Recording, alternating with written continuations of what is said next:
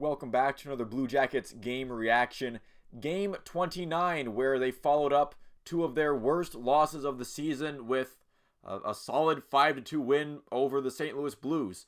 Okay, I'll take it. But even the victories come with their own big losses, as during this contest, Boone Jenner took a puck to the face after a Provorov shot went off of a Blue stick into his jaw, and it turns out that he has a fractured jaw. He immediately went to the locker room. The post-game update did not seem too positive, and yeah, the actual result is that he's going to be out for what's estimated to be around 6 weeks. So the Jackets center position getting that much thinner. Maybe this is what moves Fantilli up the lineup to get some more consistent ice time. Who knows? Speaking of Fantilli, he had a very solid game last night as well, nabbing his third goal in 2 games. It was also Jet Greaves' second NHL start, his first in Nationwide Arena, and it was also First Responders Night, so that was cool.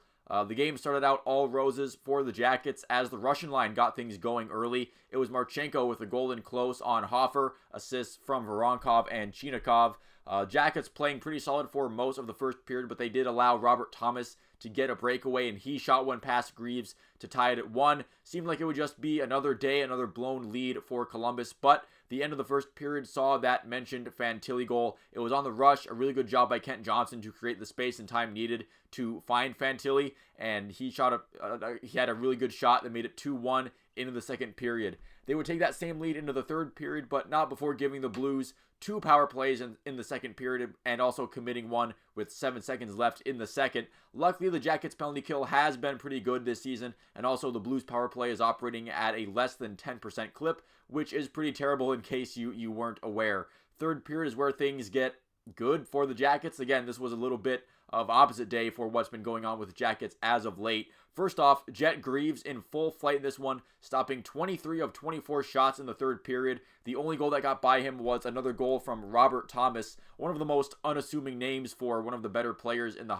NHL. Just a point-blank rebound that Thomas was able to pounce on and get into the net, but St. Louis went empty net pretty early on. They had to, thanks to Chinakhov's 2 third-period goals. The first one was about 6.5 minutes in. Another great passing play from the Russian line on the rush into the net. There's a joke in there somewhere. That goal made it 3-1. Really turned momentum in Columbus's favor. Voronkov to Marchenko to Chinakhov for the tap-in. Just a really great play from that line. That's been really... That line has been great ever since they were put together a bit earlier on in the year. Then Texier drew a hooking call, and just when it felt like it would be a game of 2 feckless power plays going at each other, the puck would find Chinakhov alone in the high slot, and he shot a 95-mile-per-hour slap shot into the net. Hofer never stood a chance on that one. That made it 4-1. Jackets in full control, and the shots were pretty lopsided, but again, a lot of that had to do with the Blues going empty net with about 5 minutes left, and the Jackets sagging off a lot. Jet Greaves dialed in enough to only allow that 1 goal on 6-on-5 play. It was very late in the game.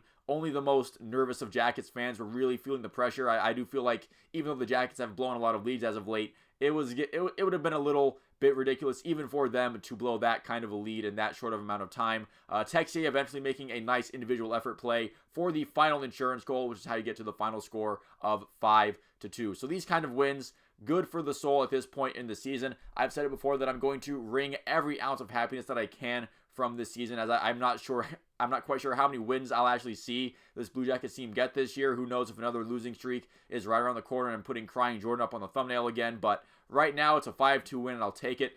Pascal Vincent has left the possibility open to have both Patrik Laine and Cole Sillinger come back tomorrow against the Florida Panthers. Cole Sillinger has been out day to day, and Patrik Laine has been dealing with an illness. The Panthers have won back-to-back games and 3 of their last 4. It's also a 1 o'clock matinee game, so should be interesting. We'll see if the Jackets can have a similar fight against Florida that they showed against the St. Louis Blues. But that's going to do it for this video. Thanks so much for watching. If you didn't make it this far into it, feel free to leave a like and subscribe if you enjoyed the video and you'd like to see more like it. You can let me know what you thought about the Jackets' performance against the Blues and how they might fare against the Panthers tomorrow. Once again, thank you for watching, and I will see you at the next one.